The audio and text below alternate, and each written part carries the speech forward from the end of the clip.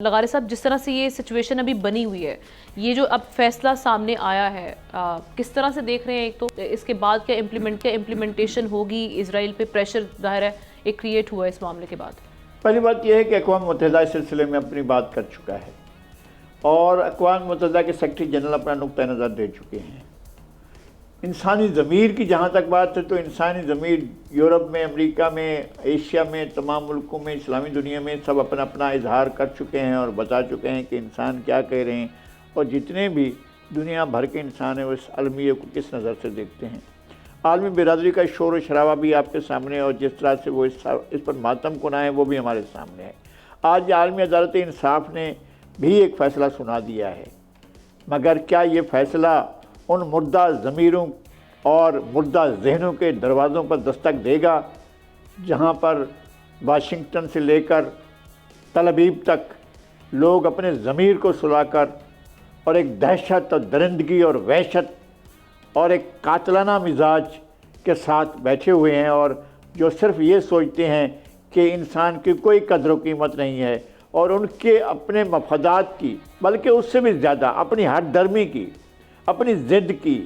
ایک اقلیتی بے رحم شفاق قبضہ گیر ریاست کی جو دہشت گردی ہے اس کو کیسے سپورٹ کرنا ہے اور کیسے اس کی حمایت کرنی ہے، یہ بہرحال تمام انسانوں کے لیے سوچنے کی بات ہے، چاہے وہ واشنگٹن میں ہوں، چاہے وہ تل ابیب میں ہوں یا دنیا کے کسی خطے میں ہوں۔ انہیں بہرحال یہ سوچنا ہوگا کہ کیا انسانیت کا قتل اسی طرح سے ہوتا رہے گا اور کیا فلسطینی اس المناک رات کو اسی طرح سے گزاریں گے یا کبھی ان کی صبح بھی طلوع ہوگی۔ احتشام صاحب، آپ کا بھی کوئکلی ٹیک، جس طرح سے یہ کہا گیا یونائٹڈ نیشنز کی جو ہیومن رائٹس آرگنائزیشنز ہیں ان کی یہ آبزرویشن ہے کہ جو وہاں پر بنیادی سہولیت رفح کے تھرو غزہ تک پہنچائی جا رہی تھیں انہیں بھی اب تباہ کیا جا رہا ہے، یہ آبزرویشن آج کے فیصلے میں بھی ڈالی گئی ہے۔ دیکھیں ہم آج اگر اس کو دیکھیں، اسرائیل اور غزہ کے کانفلکٹ کو دیکھیں آپ، تو آج یہ تیسری بیک ٹو بیک جو ہے نا بہت بڑی امبیرسمنٹ ہے نیتن یاہو کے لیے، اسرائیل کے لیے۔ جو پرائم منسٹر ہیں ان کے اگرچہ بے شرم ہیں، انہیں کوئی ڈھیٹ ہے، ان کو کوئی اثر نہیں پڑتا۔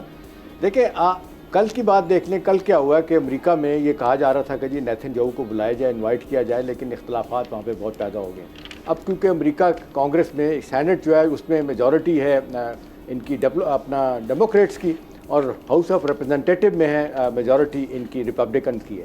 تو وہاں پہ بھی بحث ہو رہی ہے کہ جی اتنی زیادہ امبیرسمنٹ ہو رہی ہے، ہمارے ملک میں جلسے جلوس ہو رہے ہیں، 80% یونیورسٹیاں بند ہیں، پبلک اوپینین ہمارے خلاف ہے، آنے والا الیکشن نومبر میں کیا ہوگا۔ تو ایک وہاں پہ، اور کل کی آپ دیکھ لیں، پرسوں کی خبر ہے کہ اسپین، ناروے اور آئرلینڈ نے اعلان کر دیا کہ وہ تسلیم کریں گے اور 2 اسٹیٹ سولوشن کی طرف جانا چاہیے۔ دیکھیں یہ آج جو ہوا، اس سے پہلے بھی 2 دفعہ آپ دیکھ لیں لیڈ لیا ہے ساؤتھ افریقہ نے، یعنی یہاں تک اس کو تو وار کرمنل ڈکلیئر کیا گیا ہے جس کا نام ہے نیتن یاہو۔ اب سوال یہ ہم جس کی طرف اشارہ بھی کر رہے ہیں لغاری صاحب بھی اور آپ بھی اس پہ بات کر رہی ہیں، صورتحال اس وقت یہ ہے کہ کوئی بھی انیشیٹو لینے کے لیے تیار نہیں۔ اگرچہ آپ دیکھ لیں لندن اور یورپ کے ممالک میں اتنے بڑے جلسے اور جلوس اور ریلیز نکلی ہیں یہ فلسطین کے حق میں، لیکن ابھی تک ہم دیکھتے ہیں ایسا لگ رہا ہے کہ سارے ان مووڈ ہیں، اپنے اپنے سیاسی انٹرسٹ سے باہر نہیں نکل رہے۔ ابھی آپ دیکھ لیں جب یہ 3 ملکوں کی بات ہوئی ہے جنہوں نے تسلیم کریں گے، تو سعودی عرب نے اپریشیٹ کیا، باقی نے اپریشیٹ کیا۔ بھائی اپریشیٹ کرنے کی بات نہیں، 57 ممالک کو کوئی اس حوالے سے اپنا رول پلے کرنا چاہیے، عرب لیگ کو کرنا چاہیے، پھر اور اس حوالے سے جو کرنے کی ضرورت ہے، یہ بڑا شدید دباؤ تو آ رہا ہے۔ اب دیکھنا یہ کہ ان کے اندر بھی وزیر دفاع بھی ان کے خلاف ہو گیا اسرائیل کا، نیتن یاہو کے خلاف۔ دیکھیے اب آگے چل کے کیا ہوتا ہے۔ حماد، یہ فیصلہ تو آ چکا جو ہم دیکھ رہے ہیں کہ فلسطین کے حق میں، لیکن اس کے بعد میٹر یہ کرتا ہے کہ جی اب اس پہ امپلیمنٹیشن ہوگی یا نہیں ہوگی۔ پہلے بھی ہم دیکھتے رہے اس طرح کے تازہ ہوا کے جھونکے تو آتے رہے لیکن امپلیمنٹیشن نہیں ہوتی رہی، جس کا فائدہ نہیں ہوا۔ اب صورتحال کیا بنے گی؟ کوئکلی مجھے تو انفارچونیٹلی یہی لگتا ہے کہ صورتحال ویسی ہی رہے گی۔ یہ پہلا فیصلہ نہیں ہے، آپ نے کہا ہے کہ پہلے بھی اس سے پہلے ہوا کے جھونکے آئے ہیں، 2 آئے ہیں، جنوری میں آیا ہے، مارچ میں آیا ہے آرڈر، ابھی بھی ایک دوبارہ آرڈر آیا ہے۔ اس کے اگر پس منظر میں جائیں تو جب لاسٹ آرڈر تھا اس میں کہا گیا تھا کہ آپ میک شور کریں، ایسے پریونٹیو میجرز کریں جہاں پر عورتوں، بچوں اور سویلینز کی جانیں نہ جائیں۔ اس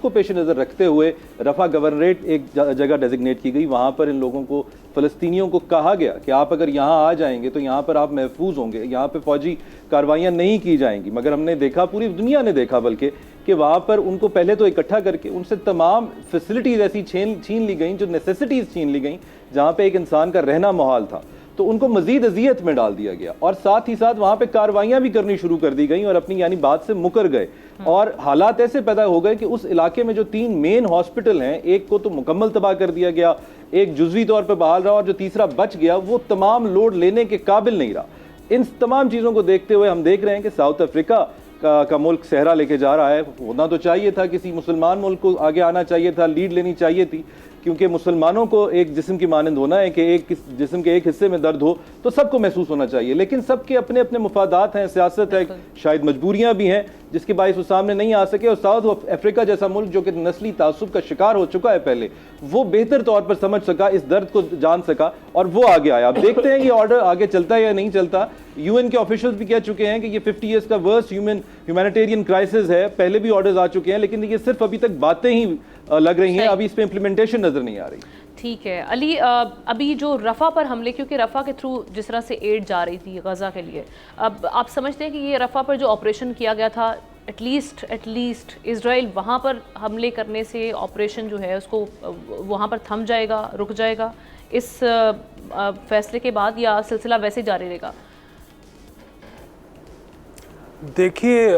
وہ تو بہت سارے ایسے انسٹنسز آئے جہاں پر ہمارا یہ خیال تھا کہ تھم جانا چاہیے اور وہ نہیں تھما، اور اب اس کی بنا پر ہم جب آگے دیکھتے ہیں، اب اس فیصلے کو بھی ہم دیکھتے ہیں تو ہمیں یہی لگتا ہے کہ اب بھی شاید نہیں تھمے گا، کیونکہ پہلے نہیں تھما تو اب بھی نہیں تھمے گا۔ لیکن بہرحال اس کا مطلب یہ نہیں ہے کہ ہم اس